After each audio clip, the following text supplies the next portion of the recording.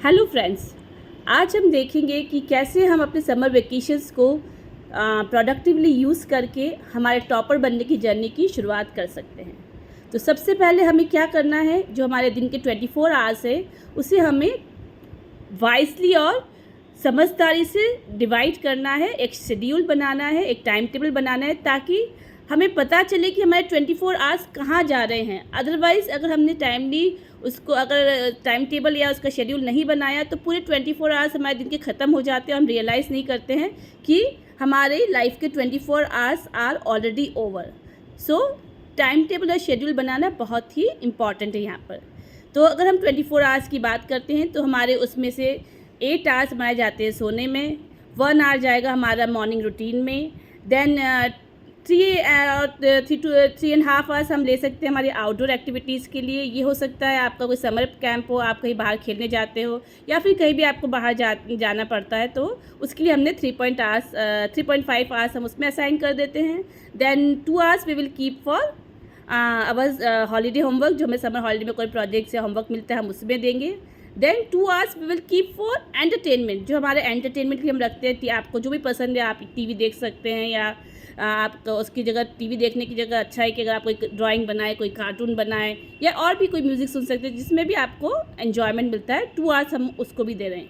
तो देखेंगे कि हमारे ये जो शुरुआत के जो घंटे हमने ये जो असाइन किए हैं, ये सब हमारी बेसिक एक्टिविटीज़ के लिए जो हमें रोज़ हम करते हैं उसमें हमने ऑलरेडी दे दिए। अब जो बचा हुआ हमारे पास टाइम है, जो कि अराउंड 5 आवर्स हमारे पास बचता है, तो उसको ही बस उसी को हमने 24 आवर्स में से प्रॉपर्ली शेड्यूल करके और ये 5 आवर्स हमने वहाँ से निकाले हैं। अब इन 5 आवर्स को बस इन्हीं 5 आवर्स पे अगर हम कॉन्सेंट्रेट करेंगे, उनको प्रॉपर यूज़ करेंगे, तो आपकी टॉपर बनने की जो जर्नी है वो ना ही केवल शुरू होगी, बल्कि आप देखेंगे कि आप जल्द ही खुद को टॉपर की पोजीशन पे पाएंगे। तो इन 5 आवर्स में हमें क्या करना है, सबसे पहले आपको हाफ एन आवर शेड्यूल करना है भगवान की प्रेयर के लिए। Morning 15 minutes, evening 15 minutes. सबसे पहले हमें भगवान की प्रेयर रोज़ करनी चाहिए। हमें शेड्यूल बनाना चाहिए कि हमारे क्रिएटर को हम मॉर्निंग में, इवनिंग में 2 बार एटलीस्ट भगवान को थैंक्स बोले। अब इतनी अच्छी दुनिया और सब कुछ हमें इतना अच्छे प्रिविलेज करने के लिए, इसलिए हमें भगवान को थैंक्स ज़रूर बोलना चाहिए।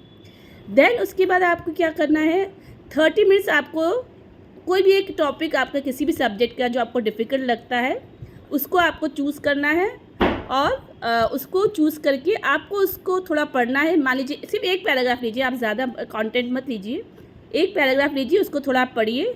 फिर आप मिरर के सामने खड़े हो जाएं। मिरर को आप अपना ऑडियंस समझे, अपनी स्टूडेंट समझे। अब आपको उन्हें पढ़ाना है, जो आपने टॉपिक आपने समझा है उसको बिना देखे आपको उनको पढ़ाना है। फिर आपको समझ में आएगा कि आपको पढ़ाने में कहाँ दिक्कत आ रही है। तो इस तरह से आप जब आप पढ़ाएंगे तो इससे आपकी कई बेनिफिट्स होंगे। सबसे पहले ये कि आपकी जो टॉपिक जो है उस पर पकड़ मजबूत होगी, जो आपको पहले समझ में नहीं आ रहा था अब आपको समझ में आएगी कहाँ दिक्कत है, और फिर आप उस चीज़ को 1-2 बार और पढ़ेंगे तो आपको टॉपिक पूरा क्लियर हो जाएगा। देन आपका कॉन्फिडेंस लेवल बढ़ेगा, आपकी पब्लिक स्पीकिंग स्किल्स भी बढ़ेगी, और आप उस टॉपिक में पूरे परफेक्ट हो जाएंगे। देन नेक्स्ट 30 मिनट्स आपको क्या करना है कि कोई भी एक टॉपिक लीजिए जो ट्रेंडिंग टॉपिक है, उस पर आपको एक डिबेट प्लान करना है, एक डिबेट करनी है।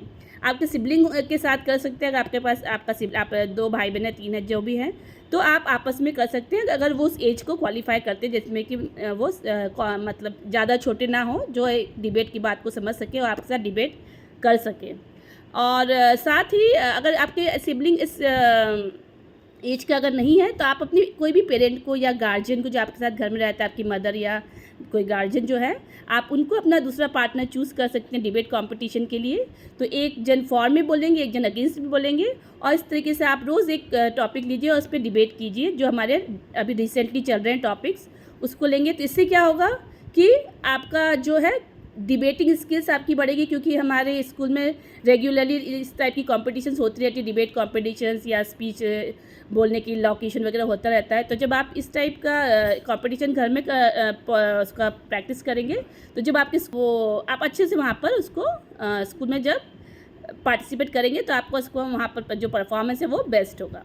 देन आपको क्या करना है कि 30 मिनट्स आपको फिर लेना है एक न्यूज़पेपर और उसको पढ़ना है। रोज़ आपको एक न्यूज़पेपर पढ़ने की हैबिट डेवलप करनी चाहिए। जब आप रेगुलरली रोज़ न्यूज़पेपर पढ़ेंगे तो ये न्यूज़पेपर पढ़ने की से आपको क्या होगा कि एक तो आपकी रीडिंग स्किल्स अच्छी होगी, उसके बाद आपको अभी करंट अफेयर्स के बारे में पता चलेगा, दुनिया में क्या हो रहा है, इससे आप वाकिफ़ हो पाएंगे। और जब आप रोज़ न्यूज़पेपर पढ़ेंगे तो आपका जीके इतना स्ट्रांग हो जाएगा कि आपको कोई अलग से जीके की बुक रेफ़र करने की ज़रूरत नहीं पड़ेगी। और आपका ये जीके जो है आपको हर फील्ड में काम आएगा। आप कोई भी करियर चुने आगे जाकर, ना ही अभी आपकी स्कूल लाइफ में या कॉलेज लाइफ में, बाकी आगे भी आपकी करियर में जब भी आप कोई कम्युनिकेशन होता है, जब भी किसी प्रकार का इस तरह इंटेलेक्चुअल डिस्कशन होता है, तो उसमें आप बड़ी कॉन्फिडेंटली और लोगों को इम्प्रेसिव तरीके से अपना जो भी नॉलेज है शेयर कर पाएंगे। तो ये न्यूज़पेपर की पढ़ने की आदत ज़रूर डालें। 30 मिनट अब आपको देना है एक इंग्लिश न्यूज़पेपर पढ़ने के लिए। कोशिश कीजिए कि हफ्ते में 2 बार नहीं तो कम से कम 1 बार आप इंग्लिश न्यूज़पेपर एक लीजिए, times of India, Hindustan times वगैरह जो भी है वो लीजिए। और उसमें आपको अब क्या करना है कि उसमें से आपको जो डिफ़िकल्ट वर्ड्स या जो नए वर्ड्स है उनको आपको अंडरलाइन करना है। मिनिमम 5 वर्ड्स तो आपको करना ही है। अगर 5 वर्ड्स अगर मैक्सिमम आप और भी जितना आपकी उसकी कोई लिमिट नहीं, बट मिनिमम आप कोशिश कीजिए कि 5 वर्ड्स हम ज़रूर लें। उन्हें अंडरलाइन कीजिए, फिर अपनी एक नोटबुक लीजिए, उसमें जॉट डाउन कीजिए, उनका मीनिंग डिक्शनरी में देखिए और लिखिए। फिर इन्हीं 5 वर्ड्स को आप रेगुलर जब कोई कम्युनिकेशन करते हैं नेक्स्ट टाइम तो उनको यूज़ कीजिए। इस तरीके से आप देखेंगे कि जब आप ये 5 वर्ड्स रोज़ सीख रहे हैं और अगर आपके पास 50 दिन की छुट्टी है गर्मियों की, तो आपने 50 × 5 250 न्यू वर्ड्स ऐड कर लिए अपने वोकैबलरी में। तो इस तरीके से आपका वोकैबलरी एनहांसमेंट होगा और आपका कम्युनिकेशन जो है इफ़ेक्टिव होगा, इम्प्रेसिव होगा। और आपके जब आप लोगों से नए नए वर्ड्स यूज़ करेंगे तो लोगों का जो आपका इंग्लिश का जो लेवल ऑफ स्पीकिंग है उससे भी लगेगा कि इनकी इंग्लिश में एडवांस नॉलेज है और ये काफ़ी अच्छा इंग्लिश बोलते हैं। तो ये आप ज़रूर कीजिए। अब हमारे पास क्या करना है कि जो जितना भी समय बचता है उसमें हमें करना है कि थोड़ा समय हम निकालें रोज़ हैंड राइटिंग के लिए, क्योंकि अगर हम हमारी हैंड राइटिंग अगर ऑलरेडी अच्छी है तो अगर हम रोज़ हैंड राइटिंग की प्रैक्टिस करेंगे तो और अच्छी हो जाएगी। और अगर इम्प्रूवमेंट की ज़रूरत है तो हम उसमें इम्प्रूवमेंट देखेंगे। तो आपको रोज़ कोशिश करना है आधा घंटा 1 पेज इंग्लिश 1 पेज हिंदी दोनों की आप प्रैक्टिस कीजिए, अच्छे सुंदर अक्षरों में लिखिए। और उसको आप चाहे तो कैलीग्राफी भी होता है, अगर आप उसमें इंटरनेट में उसको रेफ़र करेंगे, उसको सर्च करेंगे तो चाहे तो उस कैलीग्राफी को भी आप सीख सकते हैं। वो भी सब ऑनलाइन फ्री काफ़ी सारी चीज़ें आपको मिल जाती है, वहाँ से आप कैलीग्राफी भी सीख सकते हैं। देन आपको क्या करना है, 1 आवर आपको देना है अपने मैथमेटिक्स के लिए। मैथमेटिक्स एक ऐसा सब्जेक्ट है जो आपको लाइफ लॉन्ग काम आता है। आप कोई भी करियर लेंगे तो एटलीस्ट आपको 10 तक तो पढ़ना ही पड़ता है, और अगर आप इंजीनियरिंग वगैरह ले रहे हैं तो 11th 12th और उसके बाद भी आपको mathematics is the most important subject. तो मैथमेटिक्स की जो आपके बेसिक्स है उस पर ध्यान देना चाहिए। अपने बेसिक्स आप क्लियर कीजिए। इस 1 घंटे में आप बेसिक्स में वर्क ऑन कर सकते हैं, और चाहे तो आप वैदिक मैथ्स वगैरह या अबैकस वगैरह भी लर्न कर सकते हैं। इससे आपकी कैलकुलेशन स्पीड वगैरह काफ़ी इम्प्रूव हो जाएगी। और आप देखेंगे कि जो कैलकुलेशन करने में आपको पहले मान लीजिए अगर 2 मिनट लगते थे, 3 मिनट लगते थे, अब वो within seconds you can do those calculations. तो you can work upon your mathematics skills as well for 1 hour. तो इस तरीके से हमने प्रोडक्टिव अपने समय को यूज़ किया है। और अगर अब थोड़ा टाइम हमारे पास और बचेगा अभी, इसमें करीबन 1 घंटा और अगर हम कैलकुलेट करेंगे, आप मैंने जैसे बताया आपको, तो 1 आवर करीब और बचता है। तो इस 1 घंटे में आपको क्या करना है कि 15 मिनट्स जो है आपको अपनी योगा और एक्सरसाइज के लिए भी निकालना है, और बाकी का 45 मिनट 30 मिनट जो भी बच रहा है आपके पास वो आपको डेडिकेट करना है अपने पेरेंट्स के लिए। आप उनकी हेल्प कीजिए छोटे छोटे कामों में, जैसे डाइनिंग टेबल अरेंज कीजिए, डस्टिंग में हेल्प कर दीजिए, पानी के गिलास कोई गेस्ट आए चाय के लेकर उनको सर्व कर दीजिए, पानी सर्व कर दीजिए, ग्लासेस पिक कर लीजिए, कपड़े की फोल्ड कर दीजिए। तो ऐसे छोटे छोटे काम करके आप अपनी मम्मा को हेल्प कर सकते हैं, अपने पापा को जो भी आप उनके अकॉर्डिंग उनकी हेल्प कर सकते हैं उनको भी हेल्प कीजिए।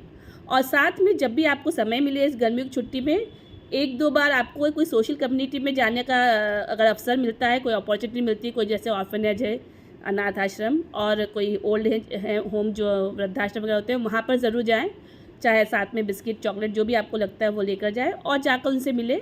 उनसे मिलकर उन लोगों को अच्छा लगेगा, साथ में आपको एक बहुत अच्छा फील आएगा कि आज मैंने अपना टाइम एक सोशल कॉज के लिए दिया है और मैं ऐसे लोगों से मिला हूँ जो इतने प्रिविलेज नहीं है ना। उन्हें देखकर हमें काफ़ी कुछ लर्निंग मिलती है कि हम कितने प्रिविलेज हैं, हमें कितनी सारी भगवान ने हमें ब्लेस किया है और कितनी सारी चीज़ें दी, अच्छे पेरेंट्स, अच्छा घर, सब कुछ हमारे पास है। पर दुनिया में ऐसे भी लोग हैं जिनके पास चीज़ों को मतलब नहीं है वो ऑलमोस्ट उनके पास, इसलिए उन्हें ऐसी जगहों पर रहना पड़ता है। फिर आपको ये काम करना है कि थोड़ा प्लांटेशन पे भी वर्क अपॉन कर सकते हैं। 1-2 पौधे लगाएं, चाहे अगर आपके पास गार्डन है तो वहाँ लगाएं, नहीं है तो छोटे गमले ले लीजिए, 2-3 पौधे लगाएं, उनको रोज़ उनकी देखभाल कीजिए और जब उनमें फल और फ्लावर्स वगैरह आते हैं तो हम काफ़ी अच्छा फील करते हैं कि हमारा लगा हुआ पौधा इतना अच्छा ग्रो कर रहा है। तो ये हुई दोस्तों आज हमारी समर वेकेशन की प्लानिंग की बात। तो अगर जिस तरह से मैंने आपको बताया, इस तरह से अगर आप अपना समर वेकेशन प्लान करते हैं तो आपकी टॉपर बनने की जर्नी शुरू हो जाएगी और आपको नियर बाय फ्यूचर में आप देखेंगे कि आप सचमुच एक टॉप पोजीशन में अपने आप को पाएंगे। तो इस बट सब्जेक्ट टू कि आप ये जो मैंने आपको प्रैक्टिस बताई आप रेगुलर करेंगे विदाउट फेल। ऐसा नहीं कि एक दिन किया दूसरे दिन छोड़ दिया, फिर हमने टेकन फॉर ग्रांटेड लिया कि वो फिर चीज़ें काम नहीं करती है। अगर आप इस शेड्यूल को रेगुलरली फॉलो करें तो आपको काफ़ी कुछ नई चीज़ें सीखने को मिलेगी और आप अपने आप में काफ़ी इम्प्रूवमेंट, काफ़ी बेटरमेंट पाएंगे। तो आई होप कि ये जो मैंने आपको टिप्स बताई है उसको आप यूज़ करेंगे और अपने टॉपर बनने की शुरुआत कर देंगे। So all the best to be a topper soon. Thank you so much for watching this video. If you like this please share and subscribe my video. Thank you so much. Bye. Good day.